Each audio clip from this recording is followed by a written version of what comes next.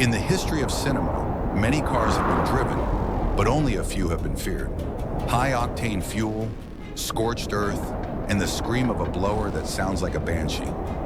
In 1979, a low-budget Australian film introduced the world to a machine that didn't just move, it dominated. They called it the Pursuit Special, the Black on Black, the last of the V8 Interceptors. To the casual viewer, it was just a modified 1973 Ford Falcon XB-GT. But to the gearheads, the engineers, and the dreamers of the golden era, this car was a masterclass in aggressive engineering. It was built in a garage by a team of outcasts who had more passion than budget, creating a silhouette so menacing that it defined the post-apocalyptic aesthetic for the next 40 years. But here's the mystery that keeps collectors awake at night. This car wasn't supposed to survive. After filming, it was abandoned, nearly scrapped, and left to rot in an Australian junkyard. How did a forgotten prop from a B-movie become the most sought-after piece of automotive history in the world? Today on Golden Era Steering, we aren't just looking at a movie car. We are dissecting a mechanical legend. From the physics of its fake supercharger to the real-world engineering of the Australian muscle culture, we're going deep into the belly of the beast. Buckle up, because once that blower engages, there's no turning back. To understand the Interceptor, you first have to understand the Ford Falcon XB-GT. While the Americans had their Mustangs and Chargers, Australia was developing its own breed of heavy metal. The XB Falcon was a uniquely Australian beast, sharper, grittier, and built for the punishing heat of the outback. But the Pursuit Special took that foundation and twisted it into something nightmare-inducing. Let's talk about the elephant in the room. The Wasteland 671 supercharger. In the original 1979 film, this was a massive technical bluff. Because of the tiny budget, the production couldn't afford a functional blower that the engine could actually survive. So they mounted the supercharger to a custom bracket, driven by an electric motor. When Max flipped that famous blue switch, it didn't engage the engine. It just spun the belt for the camera. However, the irony is that this fake setup looked so convincing, it inspired an entire generation of real-world builds. Modern replicas don't cheat. They run fully functional 351 Cleveland 5 8 engines, bored and stroked, delivering enough torque to warp the space-time continuum. Then there's the Concorde nose. Designed by Peter Arcatapane, this fiberglass front end wasn't just for looks. It gave the Falcon a predatory aerodynamic silhouette that screamed Interceptor. Combined with the 8 side exit exhaust pipes, of which only 2 were actually functional during filming, the car looked like a fighter jet forced to live on the asphalt. But the real magic of the golden era steering isn't just power, it's control. The Interceptor featured a heavy-duty suspension and wide Sunraysia wheels wrapped in BF Goodrich rubber. Steering this 3,500-pound iron monster through the sand required more than just skill, it required brute strength. There was no power steering assist to save you here. Every turn was a wrestling match between man and machine. If you think the world of Mad Max was chaotic, the production behind it was a war zone. George Miller, a former emergency room doctor, traded his medical scrubs for a director's chair with a budget so microscopic it barely covered the fuel costs. In the film industry, we call this guerrilla filmmaking. The Interceptor was a victim of this financial desperation. After filming wrapped on the first movie, the production was so broke they couldn't even pay the mechanics. The legendary Pursuit Special, the car that would soon become a global icon, was offered as payment to the head mechanic, Murray Smith. When he couldn't sell it, the car sat in the back of a workshop, gathering dust, its glory days seemingly over before the world even saw the film. But then, a miracle happened. Mad Max became a cult hit. For the sequel, The Road Warrior, they bought the car back. But they didn't polish it, they broke it. To reflect the dying world of the Wasteland, the crew stripped the shiny black paint, added massive rear fuel cells, and removed the front air dam to handle the brutal desert terrain. This is what we at Golden Era Steering call functional scars. Every dent on that bodywork told a story of a world running out of time. The Interceptor was no longer a police vehicle, it was a mobile fortress. The crew even had to perform mechanical surgery on the fly, swapping parts from wrecked cars in the middle of the Australian desert just to keep the V8 screaming for one more take. The ultimate sacrifice came during the climax of the second film. Seeing the Interceptor, the last of the V8s, tumbling through the dirt and exploding was a knife to the heart for every car lover. Most fans thought that was the end. They thought the legend had been reduced to scrap metal. But as we're about to find out, you can't kill a ghost.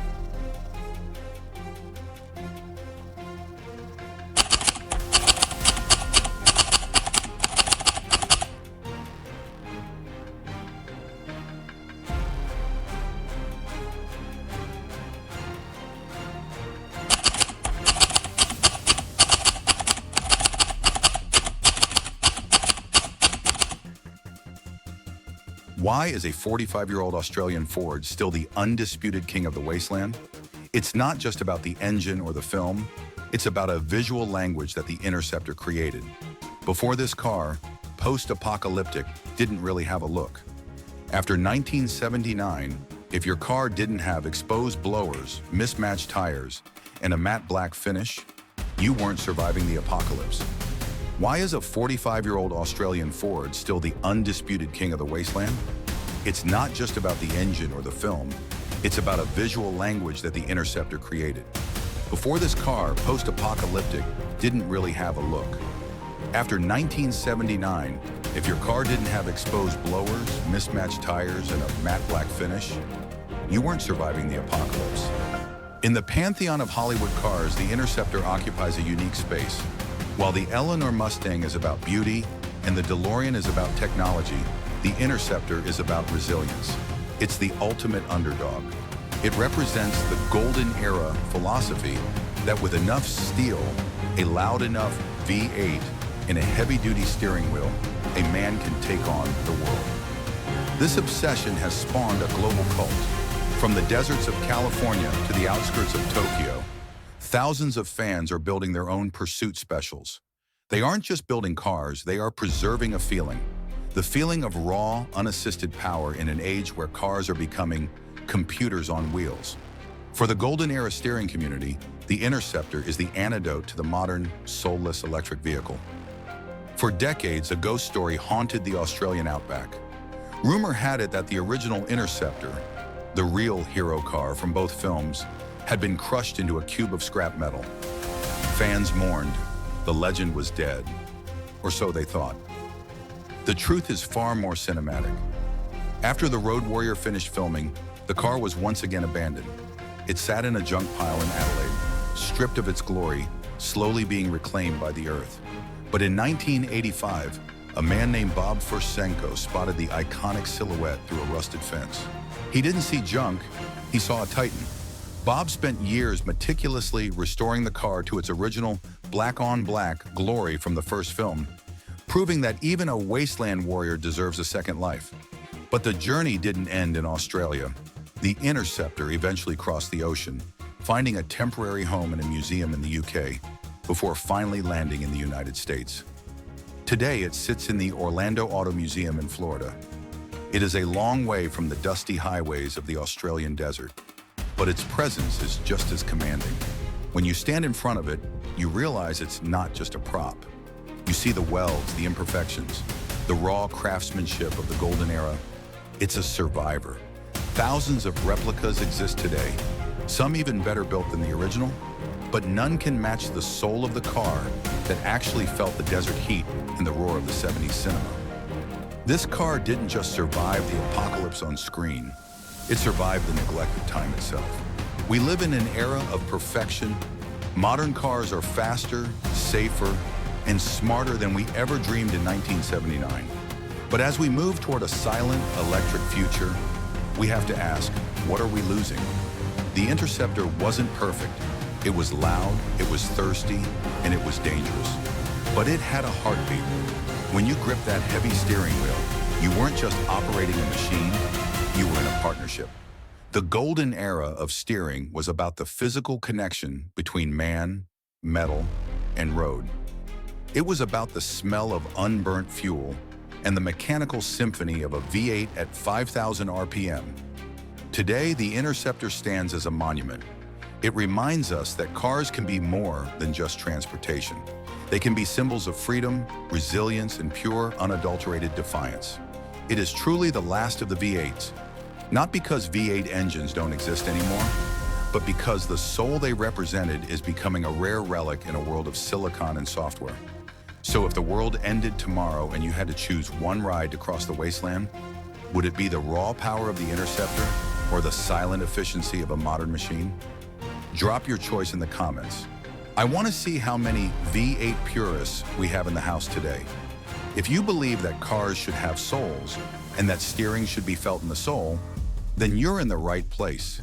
Hit that subscribe button, ring the bell, and join our community at Golden Era Steering. We've got plenty more mechanical legends to resurrect.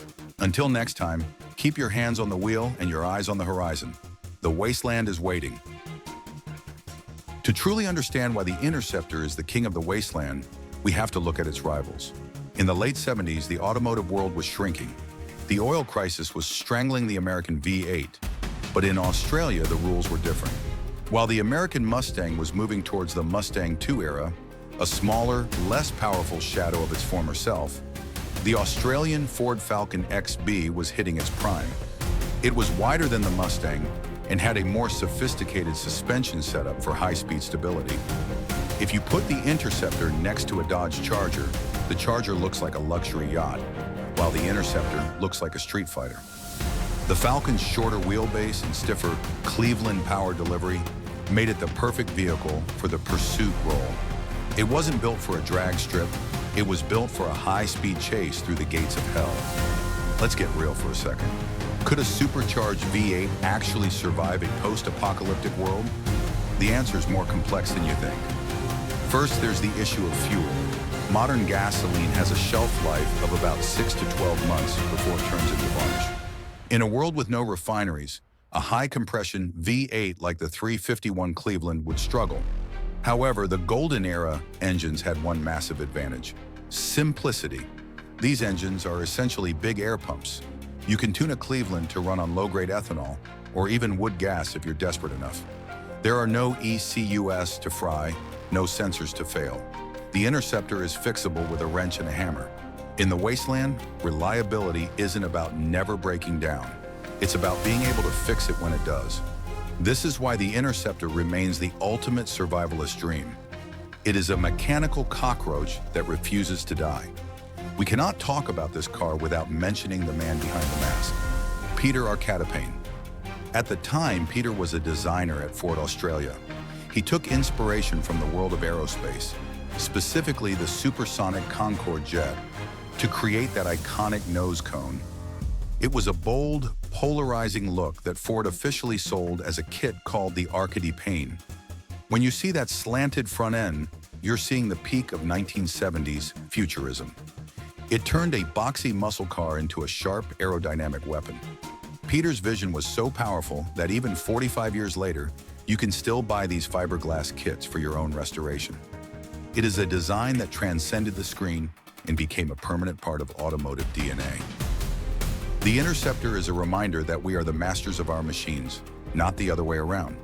As long as there is a drop of fuel and a hand on the wheel, the golden era never truly ends. Thank you for taking this 20-minute journey into the heart of the wasteland with us. This is Golden Era Steering. If you want to see us dissect the 1969 Charger or the original Eleanor, you know what to do. Keep the engine warm. We'll see you on the road.